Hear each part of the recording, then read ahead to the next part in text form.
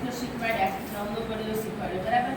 હવે વિરેન્દ્ર 5નો ઘડિયો બનાવે છે, એ શીખી લો એટલે આપણે વારાફરતી બધા એક એક ઘડિયો બનાવવાનો છે. ચાલો વિરેન્દ્ર સ્ટાર્ટ કરો. આ કેટલા છે?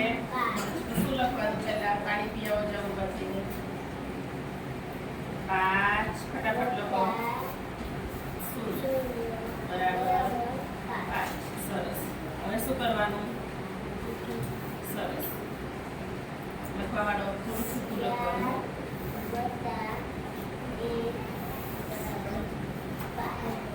Very good. કોણ બોલે છે? મેં બધા લખવાનું આપ્યું છે.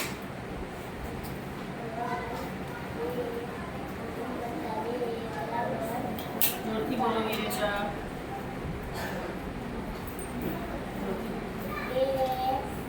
બે આવે.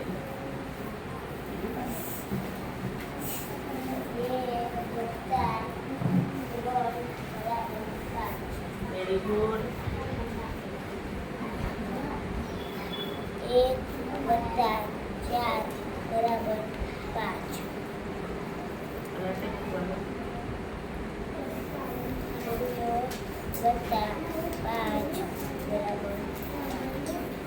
સરસ. Very good.